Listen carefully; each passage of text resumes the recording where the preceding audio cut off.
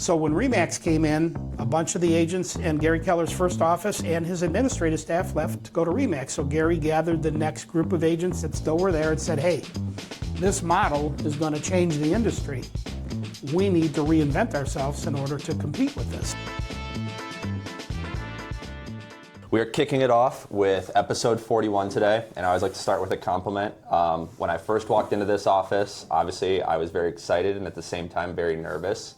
And in the time I've been here, seeing how you run this as a business, not just as realtors jumping around, but then also using technology and new services while keeping the in-person accountability has been something I've tried to learn from and emulate, obviously, as I grow my own company. And one thing I'm very envious about is how you've been able to build all of this, not only as a real family, but also creating a family-like environment. So, Mike and Kervaya, welcome to the show. Thanks. Appreciate you coming in to have a little discussion today.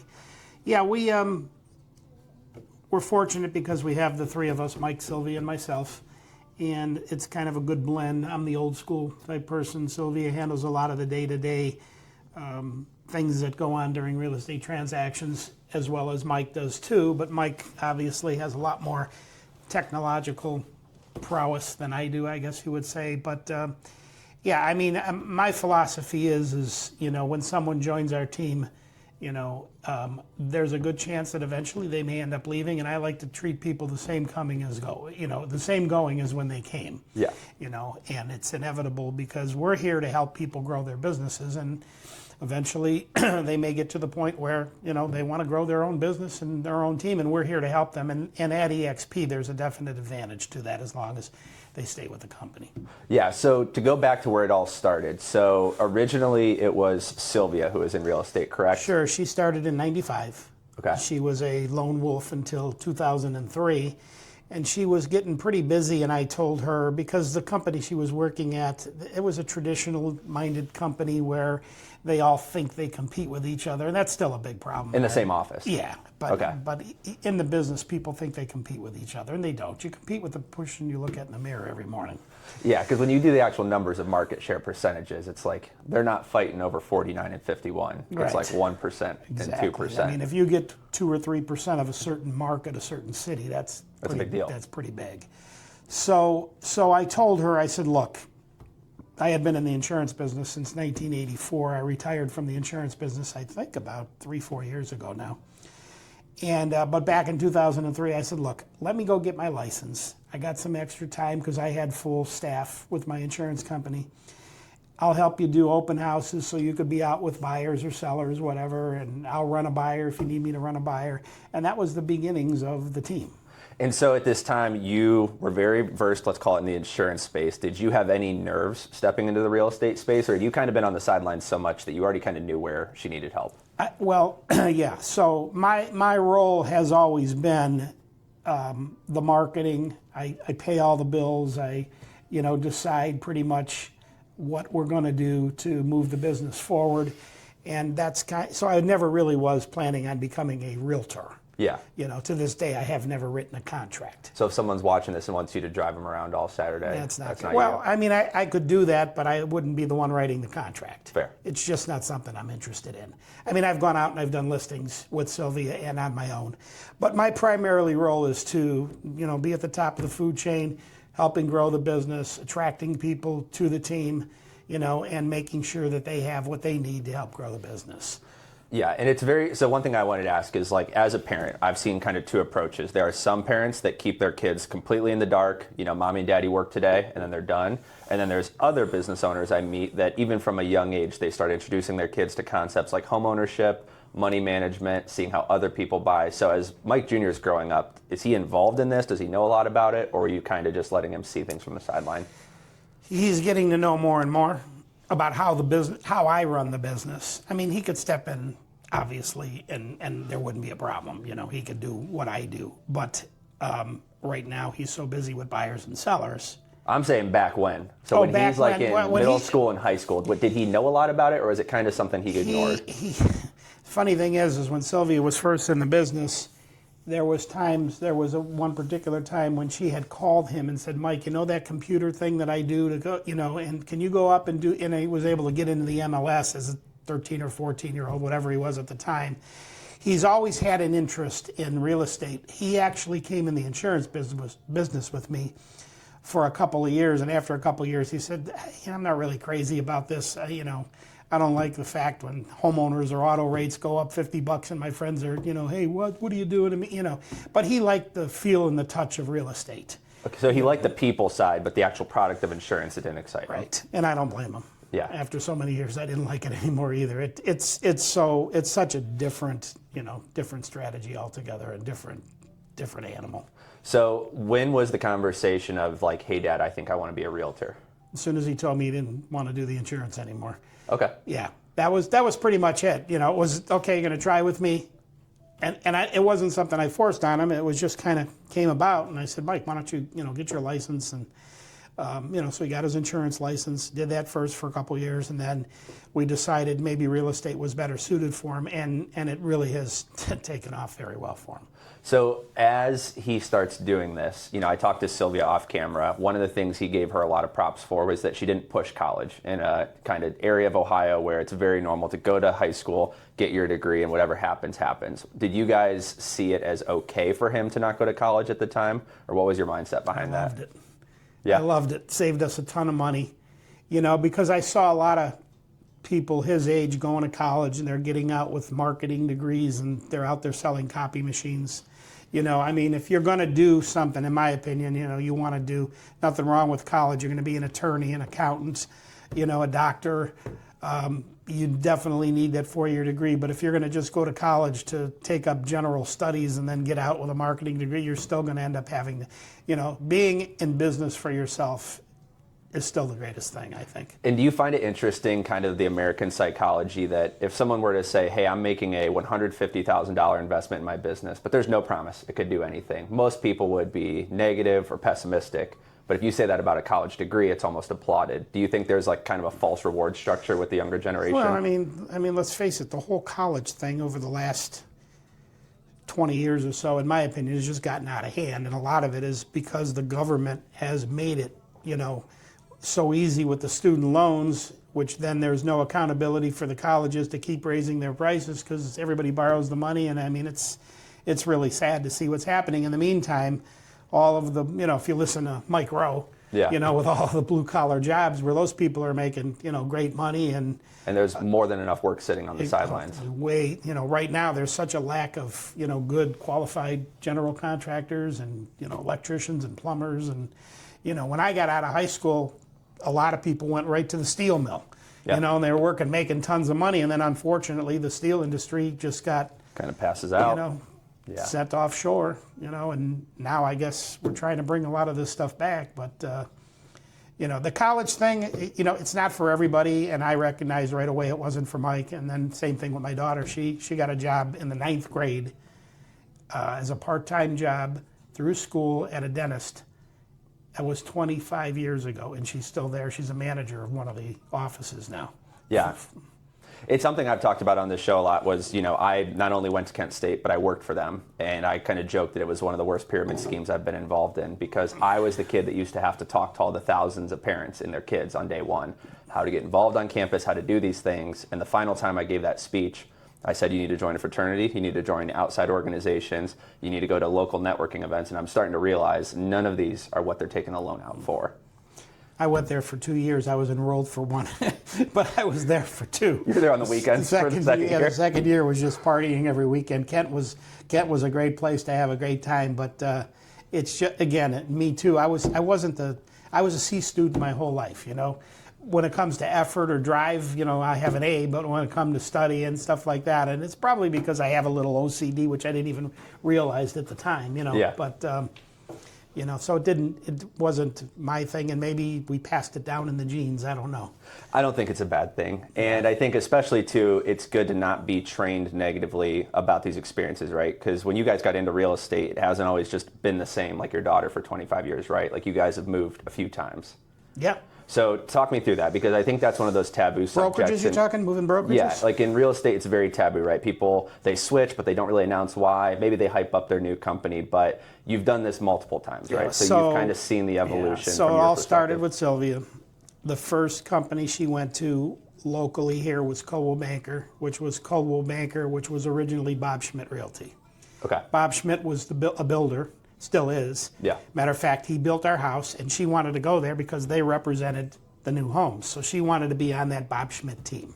Okay, so there was somewhat of a brand already built there that she wanted to be involved So she with. went there because she knew something about them that drove her there. Okay, she didn't know anything else about the brokerage. She was there a little while. Bob Schmidt quit building in Strongsville. He was done building in Strongsville and had moved out to North Ridgeville. And the brokerage itself wasn't being run very professionally, in my opinion. I mean, they didn't even have anyone answering the phone. The agents had to do phone duty. And it wasn't floor time. It was just like secretarial time. Yeah, like hopefully someone answers.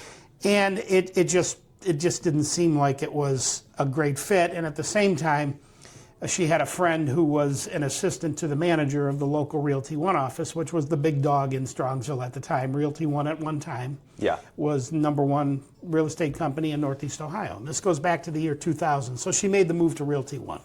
And now, as like husband and wife, is that a scary decision? Like, what was the emotions like behind the scenes for that? Well, at that time, she was kind of, she was newer in the business, 2 or 3 years, and her income really wasn't needed. Yeah. I mean, so it was kind of like a second income for us. So it's not like, oh my God, if it doesn't work out, we're going to be in trouble.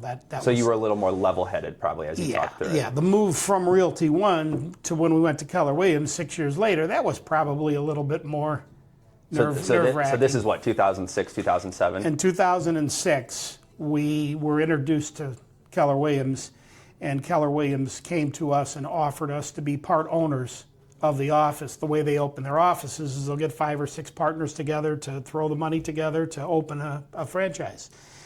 They had already opened about a year later, but they had been calling for about a year. I was the one who was a little hesitant because I said, you're doing really good over here. And Sylvia was making $250,000 a year, which to me was like, oh my God, that's great. So it was almost like, why would I leave something good? Exactly. But at the same time, we were struggling with the fact that we knew that there was more to this business. So then when we made the move to Keller Williams, in addition to having some ownership in the company, which was now some additional not a passive stream, it was a passive stream of income because as investors in the company, there's one person who really runs it with the input of all the investors. So it really was kind of passive. We had to buy into that.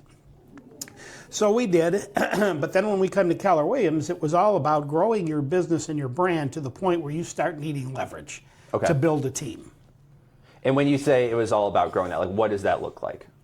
So, how do we get, so then Mike Jr. came on about 3 months after we had made the move. We came on in July, it was the 5th of July, I'll never forget it.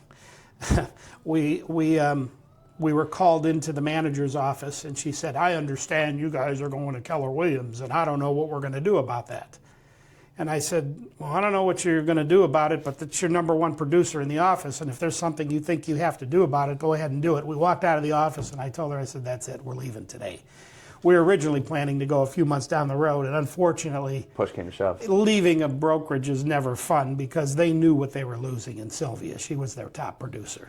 And it's been interesting. Like I see this a lot more on the mortgage side than I do real estate, but a lot of what I would say are good people get really hurt when they make a decision to leave somewhere. So have you seen some of that? Yeah, I don't, for us, it really doesn't matter. When you're an established realtor and your brand is built, real estate, more than any other business that I've seen, is all about the agent.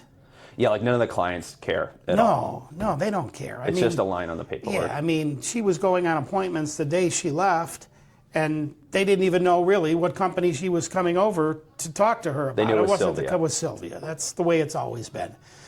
So we walked out of the office, and I said, we're leaving. Now, she had 28 listings the day we left. They kept 25 of them. That's the way the traditional companies operate. They let 3 of them go, and there's some crazy reasons why they did. They didn't want them because they didn't want to be, doing what was necessary with those. One was Mike Jr.'s house. One was another one, a guy who said, well, you could keep my listing, but you're going to have to sell it without ever stepping inside and getting me full price, which back then that was almost impossible. And then the last one was a house in Maple Heights. Nobody wanted to drive that far. So those were the 3 listings that they released. And, we walked out, and I had no idea this was going to happen. I was just a naive licensed realtor with an insurance license. I didn't know that they were going to do that. So then when we went to Keller Williams, she pretty much started all over again and just, picked up where she left off, and she was up and running in no time again. So when you have moments like that, does that kind of define how you want to move going forward? Was it one of those like, I don't want to be what that brokerage just did? Well, and coincidentally, Keller Williams is the type of company that, if you ever leave there, you take everything with you. They're not a brokerage that keeps your listings. I mean, it's right in the independent contractor agreement that if, they recognize that you're the one who got those listings. And so describe to me kind of the culture shift, right? Because from what I understand in the, let's say, 90s and then even into the early 2000s, things were still semi-local and the giant brokerages had not really come in yet. Was Keller kind of the biggest disruptor, or was there any others before Keller, them? well, so the way the whole industry has gone is back in the 70s, it was Century 21 with the yellow coats. They had these gold jackets that all the agents wore. And then we started moving into the 80s, and there was RE/MAX that came about in the late 70s and early 80s. RE/MAX was the first company that put the focus on the agents, and they were a company that was 100% commission company. So if you look at business models, the traditional model is like a parent-child relationship. Yep. Parents got all the authority, and the agent's the child. RE/MAX comes in, it was kind of a landlord-tenant. So the RE/MAX owners would bring in these 100% agents, top producers, and they would pay this large desk fee, a couple $1,000s a month, okay, which is a lot when you see the number, but over the course of 12 months, it's really not a lot, but agents live month to month. So they did that. Now, years later, Keller Williams came into town, and Keller Williams was actually, their model was changed because of RE/MAX, because RE/MAX came in and disrupted the Keller Williams office in Austin, Texas. They were a traditional type company that had the same 50-50 splits. And so when RE/MAX came in, a bunch of the agents and Gary Keller's first office and his administrative staff left to go to RE/MAX. So Gary gathered the next group of agents that still were there and said, hey, this model is going to change the industry. We need to reinvent ourselves in order to compete with this. So what they did was then they said, well, we like the 100% commission, but we don't like that desk fee.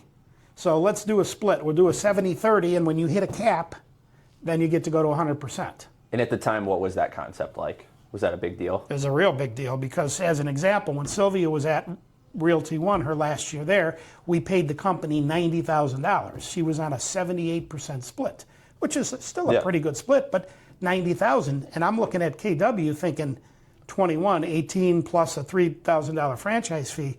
I go, what can I do with $69,000 a year? I could put that back into our business because it really is all about the agent, and you need as much money to run your business.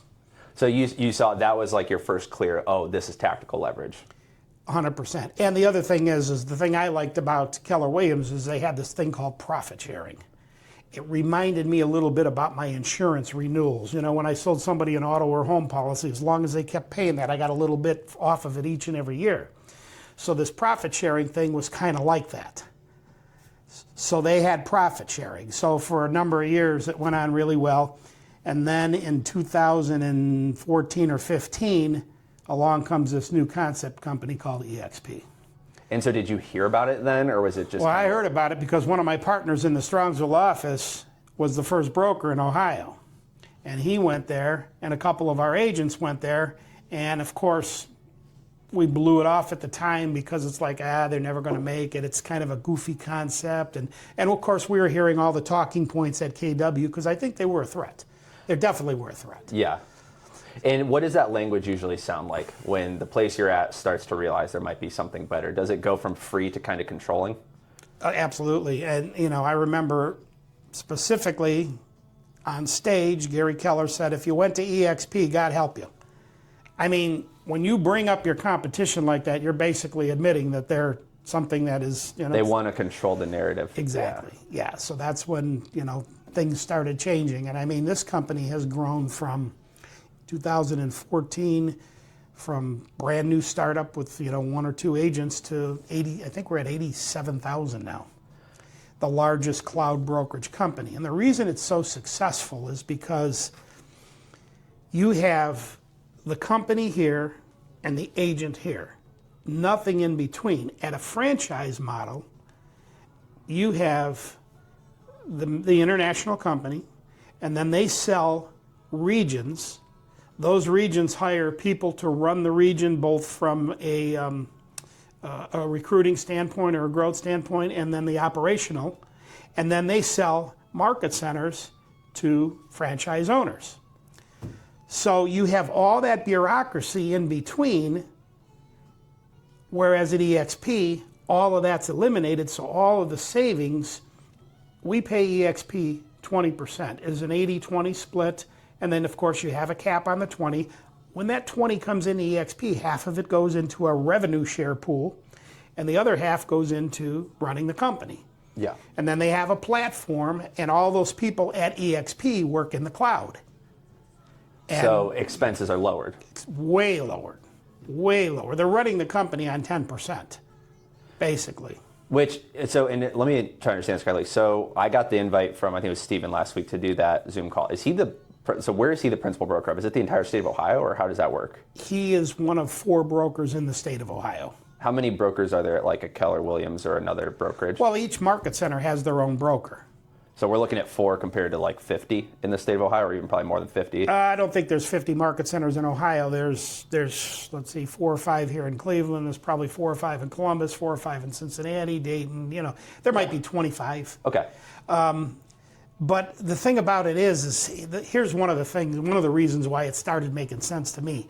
When I was new at KW, I became the operating partner of Westlake because I went out and I was so angry when they kept Sylvia's listings that I said, this is not right. Yeah. So I started going out every Sunday to open houses, meeting realtors with other companies and telling about this new concept company that, you could be on a 70-30 and get to 100%. A lot of these agents were still on 50-50s with their traditional companies. So I started recruiting some people, and it just so happened the first few I got were for Westlake, and an opening came about to be the operating partner there. Even though I had never really sold real estate, I had run a business. And that's what it was more about. And so do you think, because I think that's a hidden role, and that's like half of why I was excited to talk to you today. There are a lot of these people I've met that are actually the ones making things run, but you're not putting signs in the yards. Right. So like at your peak of the KW days, like how busy were things? Like how many offices were running, and what was it like to just manage that much? Well, we had, I was the operating partner first in Westlake. When I took that office over in, I think, January of 2008, we had about 50-some agents. I sold my interest in that in January of 2015, and when I left, I think we had 250 agents.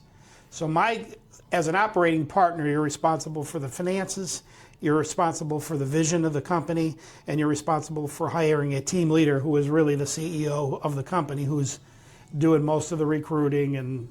So how much did your day-to-day shift? So let's look at like, I'm helping Sylvia out and I just got my license. We weren't really doing that much with our team yet. Our team was relatively small. What happened was I saw some of the agents at the Westlake office starting to grow teams, and I said, wait a minute. What am I doing over here in Strongsville? See, we were licensed in Strongsville. We were investor owners, but I wasn't the operating partner in Strongsville. I was in Westlake. So one of the things that came about in the industry itself was expansion. So once your brand starts growing and you want to start expanding and people realize they don't really need to be in an office all the time, I had agents in Westlake saying, hey, I'd like to be on your team. And I really couldn't do it for 2 reasons. Number one, I didn't want to show the other agents that you could leave this brokerage and go to Strongsville, because they're technically 2 different companies. Even though you were still... I was the operating partner of one at the time. Later, I became the OP in Strongsville as well. But they're 2 different companies. It's like having a Berkshire Hathaway and a RE/MAX office. They're different companies. Yeah. So I couldn't really have an agent from another office on our team because our administrators who were licensed, it's illegal for them to work for an agent who's licensed in another brokerage. So I would have had to take them out of Westlake, put them into Strongsville. Well, when EXP come along, the concept was one brokerage for the entire state. I could put somebody on our team who's in Cincinnati. Doesn't matter. And what kind of freedom do you think mentally that clears up? A lot. Now, not as much for us because I'm not really into the big expansion. I mean, there are agents that have teams all over the country. Yeah. And, the other thing is, too, if I wanted to do an expansion, the way it works at KW is you start an expansion team in another brokerage. It's got a different name, and it's basically all you're doing is getting referrals back. Makes it's sense. not as profitable. And now you got to negotiate with the operating partner of that office to try to come up with some kind of a better deal. You know, it gets It slows down, it sounds like, yeah. Yeah.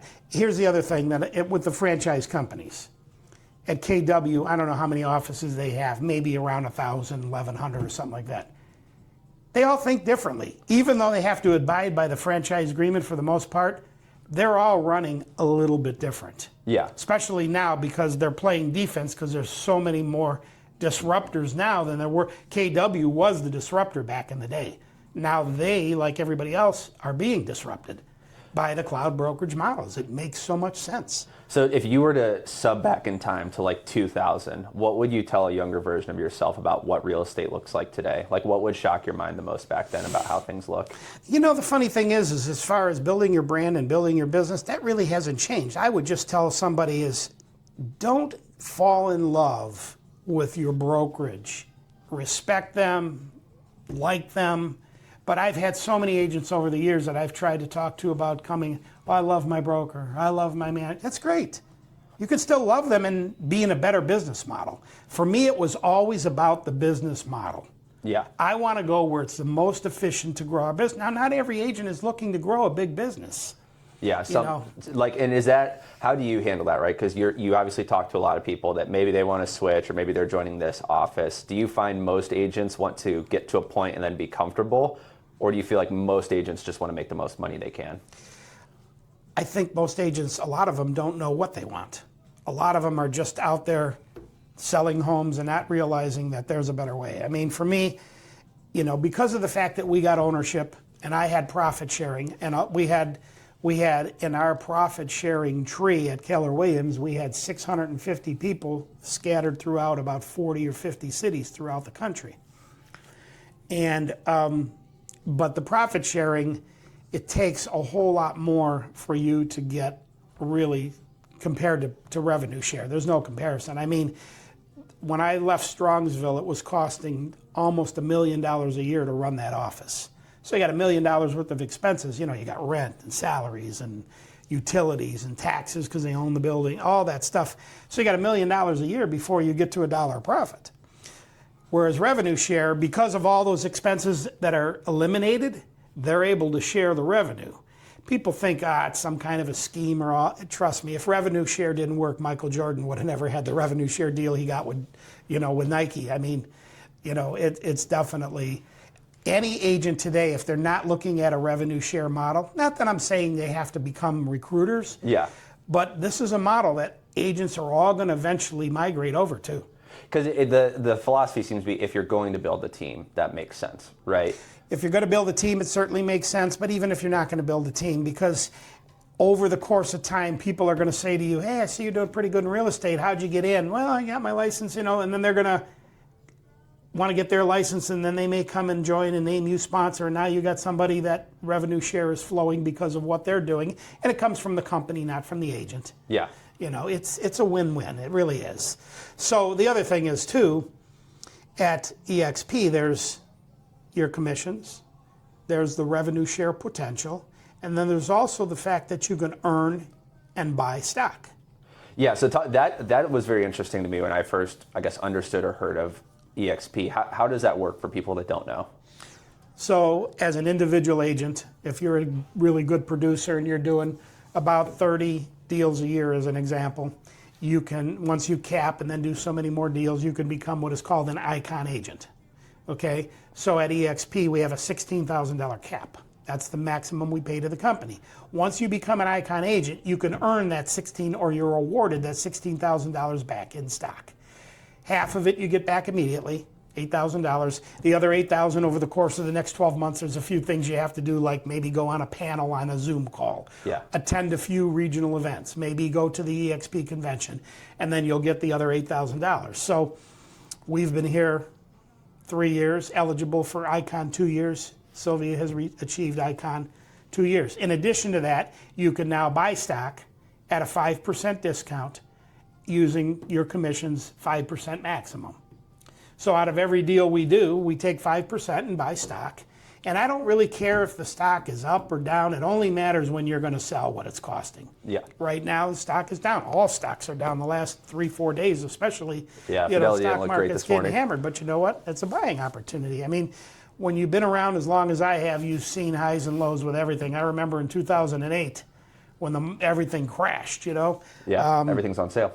Everything was on sale, and if you sold, you got killed. But why would you sell Yeah. if you had another 20 years in front of you? But think about this. If you're an agent who's consistently iconing each and every year, and you're 25, 30 years old, over the next 20 years, if you earn $16,000 a year in stock every year, plus let's say you invest $5,000 to $10,000 out of your commissions, you're going to have $500,000 to $1 million in that stock, depending on how it performs. If it earned 2% a year, And it's money you'd have that you never would have had otherwise. how rare is it to find an agent that is willing to put in the work to build, let's say, a brand, systems, marketing, all of those things, yet also have the long-term vision of like their retirement? Do you find that to be pretty rare? Yeah, it is kind of rare because it's in somebody's DNA that they're a driven person, that they want, you know, there are people that want to be on a team and have everything done for them. It just depends on their behavioral style, personality type, whatever you want to say. I mean, there are people that are builders, and there are people that are, you know, just, you know, want to go along and do their thing each and every year. Yeah, so have you always had, let's call it that, I'm going to work hard today, but I'm thinking about the future mindset? Because that's something I've talked about in this podcast a lot, is there's people who are really good at making money today and they don't think about tomorrow. And then I see other people that are very focused on like, what's 20 years from today going to look like? I started thinking about the future about 20 years ago when they first allowed us to have our real estate commissions paid to an LLC. Oh, I didn't know that. Okay, yes. so it wasn't like that. No, and there's some significant tax advantages for doing that, but we truly now we had a company. So when you have your commissions paid to an LLC, you then put yourself on a salary, and then out of that, those commissions that get paid into your company, you should set up a retirement plan. That's when I started doing that. So, and I've been very conservative along the way, but you know, I've been doing this long enough. I mean, we're at the retirement age right now if we wanted to stop working. And had I not had the opportunity for ownership at KW and had not started putting money away, I'd be working because I had to rather than I want to. And how much different does that feel? Feels great. I mean, I'm at the point right now where I could just write checks and not ever have to look at the balance in my account. Yeah. Within reason. I mean, I'm not going to go out and, you know, buy a yacht or anything like that. 10 Cybertrucks in the parking exactly. lot. But, you know, it's a good feeling. Now, would I rather be 40 and have less money? Yeah, absolutely. Yeah. You know, but everything we've done has worked out, you know, pretty well. And I thank Keller Williams for what they've done. But that business model no longer fits where we want to go. But more importantly, when we made the move, it was more about me making the move for Mike Jr. and all the young agents on our team that can have an opportunity, because all the team members have an opportunity to earn stock. You get a little bit every time you do your first transaction each and every year. If somebody joins the company and names them or us or whoever's named sponsor, when that agent does their first transaction, they get a few $100s worth of stock, and over time this can build up. Yeah, so if you were to give, let's say, some general advice to that 25 to 30-year-old crowd that's in real estate today, what do you think is the biggest piece of advice they need to hear? Look at the business model. Don't fall in love with personalities. Go someplace where you feel there's value. I mean, you know, in the early years of EXP, there were some rough times. I'm sure we weren't here, but we heard some things about, you know, because they were just trying to figure it all out. Right now, it is so dialed in, it's incredible. I mean, and every time the company makes a move, it gets better. Yeah. They enhanced their revenue share 2 years ago, which helped us quite a bit. They're looking at, I don't know what they are, but they're looking at some things to change within the next 30 to 60 days that I know are going to just be better. Yeah. I mean, this company is attracting every top agent around the country, every top team, I should say, many, many top teams. We just had a woman in Salt Lake City who's Spring Benson. Yeah. She's one of the top agents in the country, left her former brokerage because she felt there were more opportunity here. And she had a revenue share that was in excess of 7 figures a year. So do you think that there are a lot of people that get too tied up to the jersey? Like, oh, yeah. They worry more about the name on the front instead of the one on the back. The name on the back of the jersey in our business is more important than the name on the front. Now, you have to be with a brokerage that's credible and good and has all the resources, all the tools. Although the funny thing is when agents are recruiting or when managers are recruiting people that are coming to say about all the tools, agents don't even use the tools. I have a toolbox at home that you would think that I was a master plumber or something. It's been sitting there. It's been sitting there. All I know how to use is a hammer and a screwdriver. Yeah. Yeah, it cracks me up because, obviously there's opportunity for people like myself and that, but, even Mike Jr., it's amazing to see. He uses his systems to an extent, but just how much of it is relationship driven. It's all relationship driven. Yeah, and I think it was interesting. So we were doing this AI prompt where it's like, what does the world look like in 5 years if you look at the real role of a realtor? And it said things like making CMAs, all the tech, all the admin work is quickly going to become not pointless, but done easily with technology. Sure. And the end role of a realtor is really community manager, connector of vendors, and people person. Yeah. And would you say it's fair that it's always been that way? Yeah, but now AI is going to make it more, easier to put it all together. We've always been the type of people that recommend contractors. If you're a great contractor and you've done good for us, we want our clients to benefit from that, whether it's a lender, a title company, electrician, a plumber. And when people are buying homes, those are the first things they need. They need all of those things. Yeah, and one of the goals, obviously, like Mike Jr. and I are working on is like, how do we make more content that shows what you guys are actually doing? And one of the questions I always like to ask is, what do you think most people don't know about how connected like Mike Jr. himself is to the Strongsville community? Not just Strongsville, but even around here. Him and I went to Costco a couple years ago, and it was like every 2 minutes somebody was stopping him and he was talking to him. And I think, my God, this guy knows more people than I'll ever know. And I know, quite a few people, but he grew up here. We moved here to Strongsville when he was in kindergarten. Okay. We've been here all those years. Makes friends very easy. He's got probably 5 or 6 of his same friends that he had since we moved here in kindergarten, and they're all still pretty close today. That's kind of unusual. If you keep 1 or 2 people from high school as friends throughout your life, you're doing well. But he's got tons of friends, and it's just like, guy knows everybody. Yeah, because it always cracks me up, like even like a dog trainer. I know they got the Bernedoodle, I've got a crazy dog, and like within seconds he's like, let me introduce you. Oh yeah. And so how important do you think it is in a world of tech to not lose that skill set? I think that's critical. I think people appreciate that.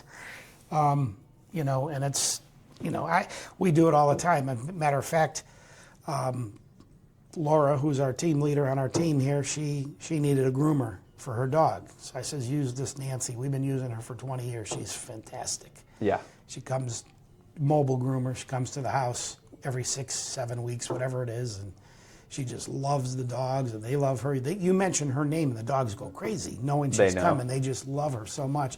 That's just one little example, but it's, hey, you need a good handyman, call this guy.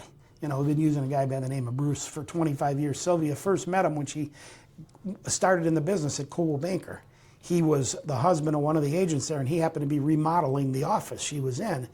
And then she started saying, hey, Bruce, can you do this or do that? For 25 years, the guy's been helping us. In fact, he's remodeled probably 10 or 15 homes for us that we either kept and rented or flipped. And I just bought a house 2 years ago right next door to us that I had my mother and sister in, and he pretty much ran the whole thing. We had a couple other people helping him, but the guy's capable of doing anything. Yeah, and so I think one question that I always like to ask on this show, and it's the name of it, but at this point in your business, what are you figuring out? Because obviously someone could watch this and go, oh, that guy's doing whatever he wants, he's chilling, but everyone is still figuring things out. My complete focus right now is just making sure that everything is intact, and I'm trying to move stuff off of my plate onto Laura and Mike's, so that if Sylvia and I decided to walk away, which we don't have any plans on doing that anytime soon, but if we did. Yeah, if that nice Florida property comes on the market for a good deal. I'll never buy anything now. I'm beyond buying anything in Florida or anywhere else. I would just rent. I don't really. Just go there, enjoy your time there without the ownership. Exactly. And for anyone that's, let's say, not even necessarily in real estate, but like a lot of my generation, as sad as it is, they're going to get wiped by AI. There's a lot of jobs right now that when push comes to shove, they're not needed anymore, or if they are needed, it's a fractional role. What is the opportunity in today's day and age for someone that has a good personality, is willing to put in the work, and has just, let's say, semi-interest in real estate? I mean, there's people come in it for all different reasons. Some people come in it because they're investors and they want to buy properties. You know, we ended up having 10 rental properties, plus we own the building we're in.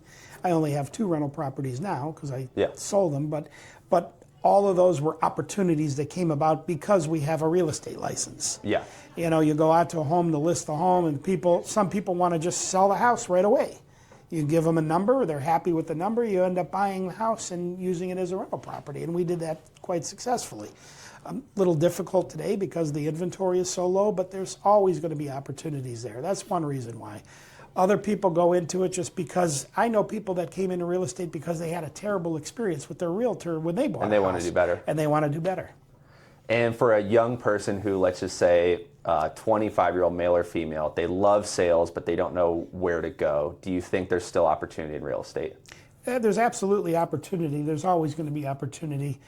And whether the market is, there's no such thing as a good or a bad market. There's just the market. Yeah. You know, it's either, you know, more inventory and more homes getting sold or less. And right now we're in probably one of the toughest markets we've ever seen.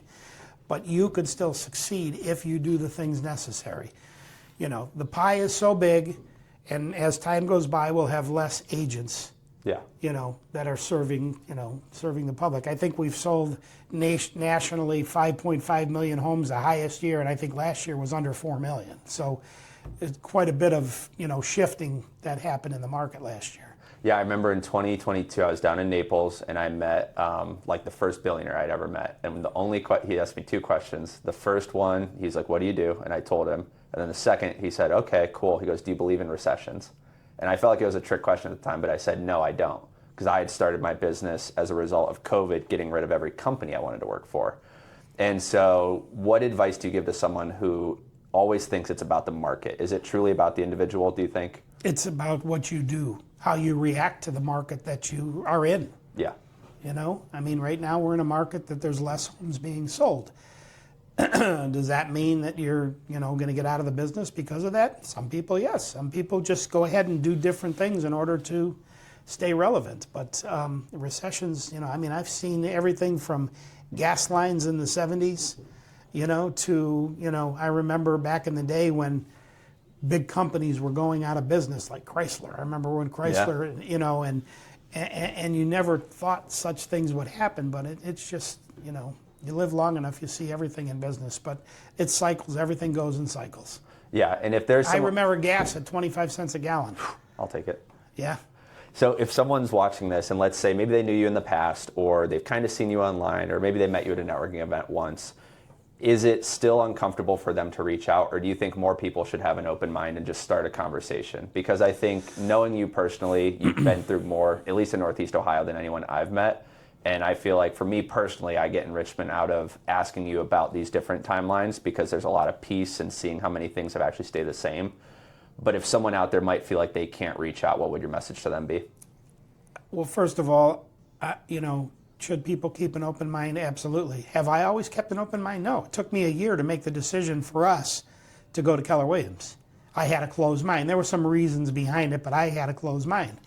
And I've learned over time, you really do need to keep, and even EXP, when we were going to make the move, I had some doubts, even though, you know, I knew it was going to be fine. And were they real doubts, or do you think it was fear? It was just fear, just not wanting to, you know, nobody likes change, you know. When you show people that you have value, and they're attracted to that value, and you can help, when people realize you're going to help them grow their business, then once those barriers are broken down, I mean, there's a whole world of difference. Yeah. And for anyone watching, how can they reach out to you? They could reach out to me through Facebook Messenger. They can call me on my cell phone. And if they're in Northeast Ohio, what's going on in the other room right now? Right now is Wednesday. We have our coaching group in there. We have probably 20 of our team members are here today. I invite anybody from any brokerage to come. Is the ultimate goal for them to eventually join our team or join EXP? Absolutely. I'm not going to try to hide it, and we can't twist anybody's arm to do anything, but I guarantee you that if they came and they're with another company, they're going to see something here that they're not getting where they're at. Whether they join or not really doesn't matter. People end up going to where there's value. Yeah.